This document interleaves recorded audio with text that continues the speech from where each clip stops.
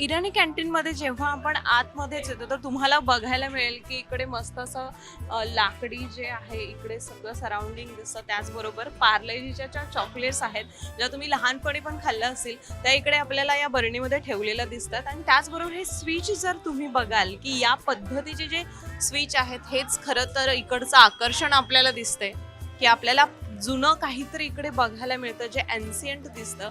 आणि इराणी कॅफे म्हटल्यानंतर तुम्हाला हा ओल्ड लुक थोडासा येणारच आणि त्यासाठी खास इकडे गर्दी सुद्धा आपल्याला पाहायला मिळते. आतमध्ये काय इंटेरियर आहे चला पाहूया.